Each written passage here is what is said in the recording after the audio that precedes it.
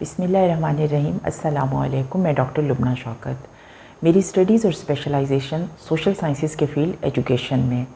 मैंने अपनी एक पिछली वीडियो में किंडरगार्टन की एजुकेशन और अपना एक्सपीरियंस यूरोप में किंडरगार्टन की एजुकेशन से रेलेवेंट जो मेरी ऑब्जर्वेशन थी और जो मेरा एक्सपीरियंस था वो मैंने आपसे शेयर किया था। आज मैं आपसे शेयर करूँगी अर्ली चाइल्ड एजुकेशन के बारे में। चूँकि मैं ब्रीफ सी समरी आपको बता दूं कि मेरा जो यूरोप में पीएचडी का थीसिस था वो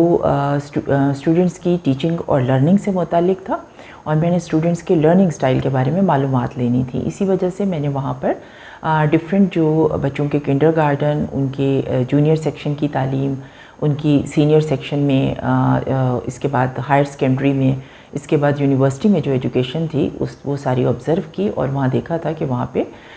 टीचिंग का क्या तरीका है और स्टूडेंट्स कैसे लर्न करते हैं। बिल्कुल इसी तरह अर्ली चाइल्ड एजुकेशन के बारे में जो मेरा एक्सपीरियंस है वो मैं आपसे शेयर करती हूँ। अच्छा, इस अर्ली चाइल्ड एजुकेशन के लिए मैं कुछ वीडियोस जो हैं उनमें आपको बताऊँगी। आज जो पहली वीडियो है उसमें अर्ली चाइल्ड एजुकेशन को ओरिएंटेशन सेशन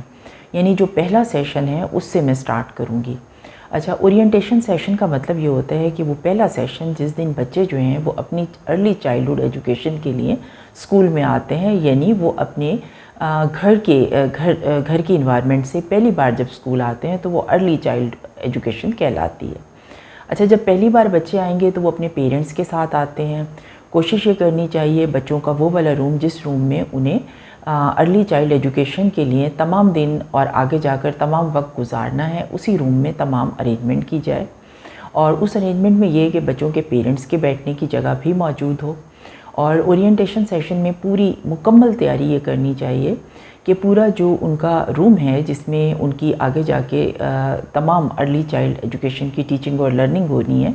उसको मुकम्मल उस हवाले से सेट कर लिया जाए कि बच्चों के लिए वो रूम बहुत ज़्यादा अट्रैक्टिव हो और जो भी चीज़ें हों वो इस तरह की हों कि बच्चे अगर इर्द गिर्द देखें तो उनको वो पढ़ाई यानी ऐसा माहौल नज़र आए जिससे उन्होंने कुछ ना कुछ लर्न करना है। अच्छा, सबसे पहले तो ये देखिए कि बच्चों के लिए जो है वो सामने जो बोर्ड है वो आप फ्लानेल बोर्ड भी लगा सकते हैं। फ्लानेल बोर्ड ये होता है कि वो जो फ्लानेल का कपड़ा होता है और ये बड़ा सस्ता सा एक बोर्ड बन सकता है, तो उसको एक जो है वो बड़े बोर्ड के ऊपर जो है वो लगा लिया जाता है और उससे ये होता है कि उसके ऊपर तस्वीरें या उसके ऊपर कोई भी जो है वो अल्फ़ाबेट्स या कोई भी चीज़ चिपकाना कि उसके पीछे सिर्फ आप जो है वो जो स्कॉच टेप होती है वो पीछे लगाएं और वो वहाँ पे चिपकाना आसान होता है। तो फ्लानेल बोर्ड जो है वो अगर आप यूज़ कर लें तो वो बेहतर है। उसके बाद बच्चों के लिए अल्फ़ाबेट्स मौजूद हों, पिक्चर्स या तस्वीरें मौजूद होनी चाहिए जिनमें बर्ड्स हों, एनिमल्स हों, फ्लावर्स हों, फ्रूट्स हों और ये सारी चीज़ें जो हैं वो साइड में रखी हुई हों पिक्चर्स के फॉर्म में या कार्ड्स के फॉर्म में और उनके पीछे जो है वो जो स्कॉच टेप है वो लगी हुई हो ताकि बच्चे वहाँ पे चिपका सकें। उसके बाद टीचर के पास तमाम बच्चों के नामों की लिस्ट मौजूद होनी चाहिए कि कौन कौन बच्चा जो है वो इस अर्ली चाइल्डहुड की एजुकेशन में जो है वो एनरोल हुआ है।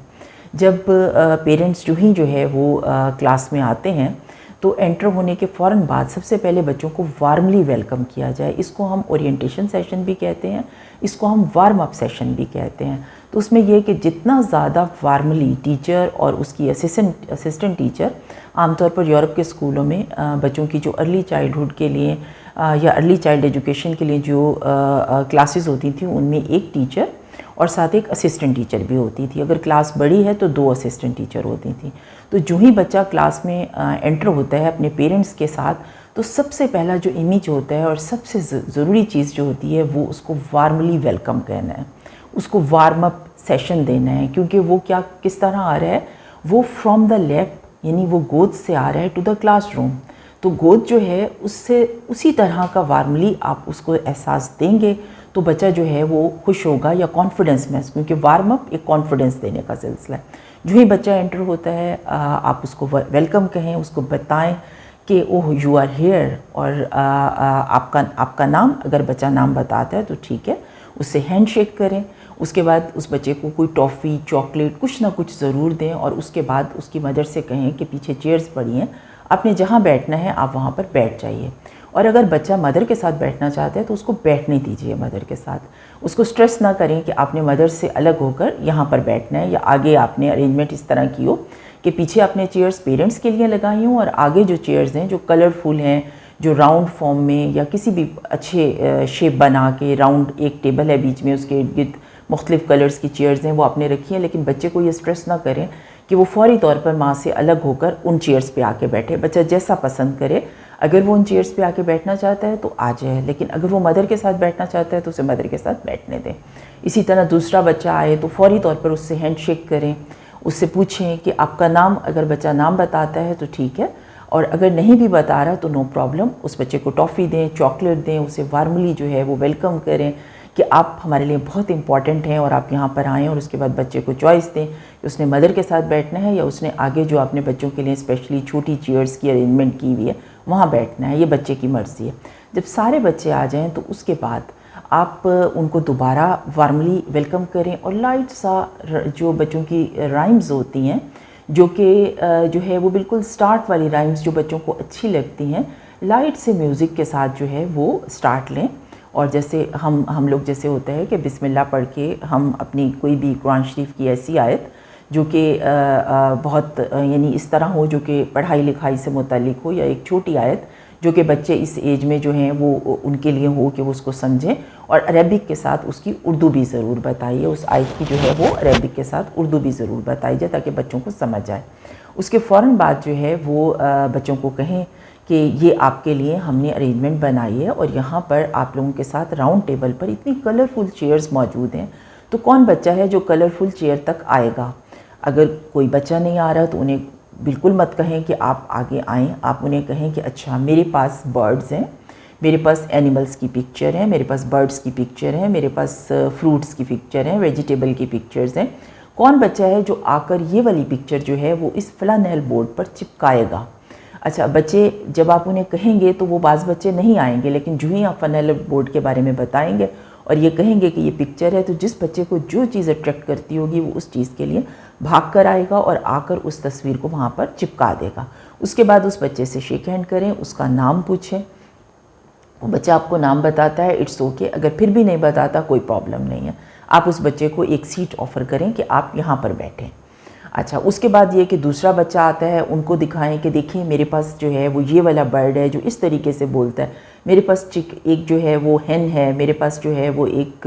जो है वो पैरट है और वो इस तरीके से बोलता है, और ये मेरे पास कलर्स हैं रेड, ऑरेंज, येलो, ये सारी चीज़ें। अब कौन सा बच्चा आएगा जो इस तस्वीर को यहाँ पर चिपकाएगा। अच्छा, अक्सर बच्चे इस एक्साइटमेंट में जो है वहाँ तक आएंगे और वो तस्वीरों को वहाँ पर चिपका देंगे। उनको ऑफ़र करें कि वो अपनी जो छोटी चेयर्स उनके लिए रखी गई हैं उन चेयर्स पर आके वो बैठ जाएं। आहिस्ता आहिस्ता खासे बच्चे वो मुख्तलिफ़ चीज़ों से अट्रैक्ट होकर, कोई बच्चा जो है वो किसी बर्ड की तस्वीर से अट्रैक्ट होकर, कोई किसी एनिमल की तस्वीर से अट्रैक्ट होकर, कोई फूलों की तस्वीर से, कोई कलर्स की तस्वीर से अट्रैक्ट होकर वहाँ पर आते जाएंगे और उनका नाम पूछते जाएं और उनको मुख्तलिफ़ चेयर्स पर बिठाते चले जाएं। अच्छा, एक चीज़ का ख़ास ख्याल रखें कि असिस्टेंट टीचर से कहें कि वो एक डायरी साथ रखें और ये नोट करें कि कौन सा बच्चा किस चीज़ को अट्रैक्ट करके जो है वो उस चीज़ की वजह से उठकर वहाँ पर आया है, क्योंकि यही उसकी अट्रैक्शन कि उसकी नेचर या उसका माइंड या उसका एप्टीट्यूड